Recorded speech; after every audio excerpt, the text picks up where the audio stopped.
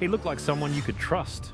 A clean-cut law student, a man who worked on a suicide hotline, someone involved in politics, helping shape crime prevention itself. That's what made him different.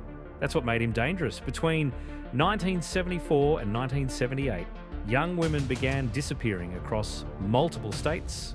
No clear suspect, no clear pattern, just fear, spreading quietly.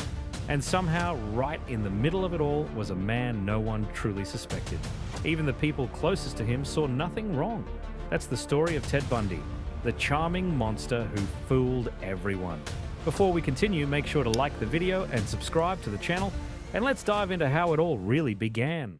Ted Bundy was born on November 24th, 1946, but even his identity started with confusion.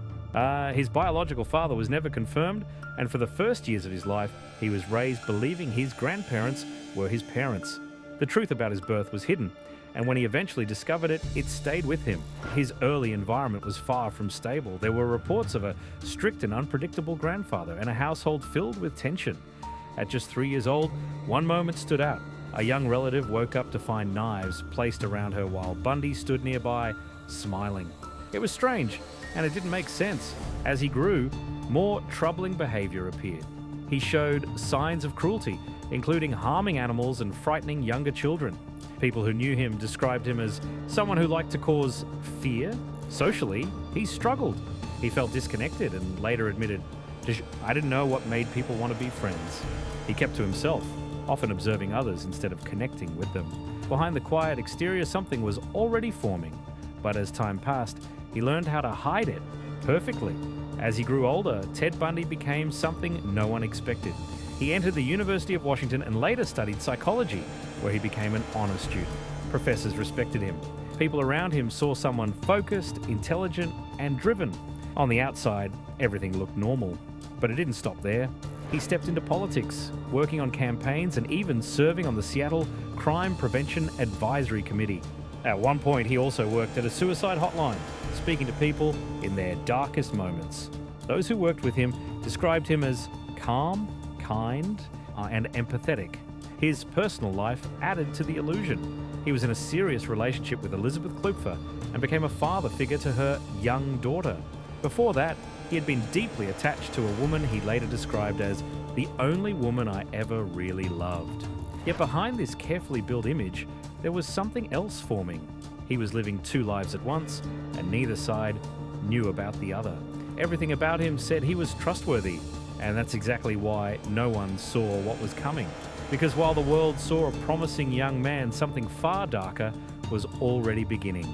In early 1974, everything changed. Shortly after midnight on January 4th, an 18-year-old student named Karen Sparks was attacked in her basement apartment in Seattle. She survived, but the injuries left permanent damage. Well, it was the first clear sign that something serious had begun.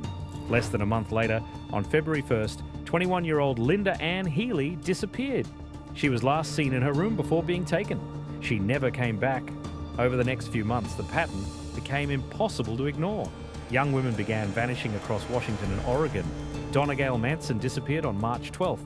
Susan Rancourt on April 17th. Roberta Parks on May 6th. Brenda Ball on June 1st. Most of them were college students. Most disappeared at night, and almost all were last seen alone. There was no clear suspect, no strong evidence, just a growing list of names. Behind these disappearances, a method was quietly taking shape. He would approach using a simple trick, pretending to need help, sometimes wearing a sling or acting injured. It worked, and by the time anyone realized what was happening, he had already learned how to do it without leaving a trace. Then one day, he stopped hiding in the dark. On July 14th, 1974, everything became impossible to ignore. At Lake Sammamish State Park, in the middle of a crowded summer day, a young man approached multiple women. He was well-spoken, polite, and introduced himself as Ted. He wore a white tennis outfit and had his arm in a sling. He asked for help loading a sailboat onto his Volkswagen Beetle. Several refused, but one didn't. 23-year-old Janice Ann Ott was seen leaving the beach with him. Hours later, 19-year-old Denise Marie Naslin disappeared from the same park after walking toward the restroom. She never returned. For the first time, there were multiple witnesses. They described the same man, the same name, and the same car, a tan or bronze Volkswagen Beetle. This changed everything. A composite sketch was created, flyers were posted, while the name Ted was now linked to the disappearances. Fears spread quickly. Hitchhiking dropped sharply as people began to realize how easily someone could be deceived. But even with a name, a face, and a pattern, he was still out there. Because what made him dangerous wasn't just what he did, it was how normal he looked while doing it. And even when people started pointing at him, no one truly stopped him. By late 1974, the picture was getting clearer. Witnesses had a name, a face, and even a car. And somehow, that trail led straight to Ted Bundy. People close to him started noticing things. His girlfriend reported him more than once after seeing sketches and reading about the disappearances. Others who worked with him also recognized the description, but it didn't lead to an arrest. At that time, there were up to 200 tips coming in every single day. His name was just one among many, and compared to others, he didn't stand out. He was a law student, well-spoken, no serious criminal record. On paper, he didn't fit. While suspicion slowly built, he moved to Utah in August 1974 and enrolled in law school again. The pattern didn't stop. It continued. On November 8, 1974, he approached 18-year-old Carol DaRonch at a mall, pretending to be Officer Roseland. He tried to take control, but she managed to escape. That moment changed everything. For the first time, someone survived and could identify him. Still, even after that, nothing fully stopped him. Because being suspected and being caught are two very different things, and soon one routine moment would finally bring him face to face with the law. On August 16, 1975, everything finally caught up to him. In the early hours of the morning, he was stopped while driving through a residential area in Utah. He tried to speed away, but that only made things worse. When the car was searched, what was found didn't match the image people had of him. Inside were a ski mask, a second mask made from pantyhose, handcuffs, a crowbar, rope, and an ice pick. He gave simple explanations saying they were everyday items, but the situation didn't add up. Soon the connection was made to the earlier case. Carol DaRonch identified him as the man who had approached her pretending to be Officer Roseland. That identification mattered. Then came something even stronger. His Volkswagen Beetle was examined and hair strands were found. They matched multiple victims who had never met each other. That kind of link was described as a coincidence of mind-boggling rarity. For the first time, there was physical evidence. He was charged, but not for the murders, only for kidnapping and assault. And even then, he was released on bail for a period of time. It should have ended there, but it didn't, because even in custody, he was already planning his next move. In 1977, while facing serious charges in Colorado, he made a decision that shocked everyone. He chose to act as his own attorney. That choice gave him unusual access and freedom inside the courthouse. On June 7th, during a hearing in Aspen, he asked to visit the law library. Hidden behind a bookcase, he opened a window and jumped from the second floor. He injured his ankle but still managed to escape. For 6 days, he moved through the mountains, breaking into a cabin for food and supplies before being caught again. But that wasn't the end. Months later, he prepared something even more calculated. Inside his jail cell, he slowly sawed a hole in the ceiling. Over time, he lost around 35 pounds so he could fit through the space. On December 30th, 1977, he climbed into the crawl space, entered the jailer's apartment, changed clothes, and simply walked out. By the time anyone noticed, he was already gone. He traveled across states, eventually reaching Florida. What made it even more unbelievable was how calm and well-planned it all was.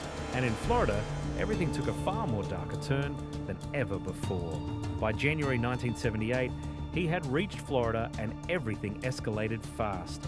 In the early hours of January 15th, he entered the Chi Omega sorority house near Florida State University. In less than 15 minutes, 4 women were attacked. Margaret Bowman and Lisa Levy lost their lives, while Kathy Kleiner and Karen Chandler survived with serious injuries. In another attack that same night, Cheryl Thomas was also assaulted and left with permanent damage. Weeks later, on February 9th, 12-year-old Kimberly Leach disappeared from her school in Lake City. Her remains were found 7 weeks later, about 35 miles away. This time, the evidence was stronger. Witnesses placed him near the scenes. Physical evidence, including bite mark impressions, directly linked him to one of the victims. For the first time, the case was clear. In 1979, after a highly publicised trial, he was convicted. The jury reached a decision in less than 7 hours. He received multiple death sentences. In his final days, he began confessing, admitting to crimes across several states and revealing disturbing details about control and possession. He once said, "The big payoff for me was actually possessing whatever it was I had stolen." The truth was finally out. But even with everything revealed, the damage he caused could never be undone. On January 24, 1989, at 7:16 a.m., Ted Bundy was executed at Florida State Prison. He was 42 years old. In the end, he admitted to multiple crimes, yet many details were never fully uncovered. Some victims were never found. What made this case unforgettable wasn't just what he did, but how long he stayed hidden in plain sight. He blended in, earned trust, and used it as his greatest weapon. So what do you think? Could someone like this exist today without being noticed? And would we recognize the signs in time? If you made this far, like the video, subscribe to watch more real crime stories like this, share your thoughts below, and thanks for watching.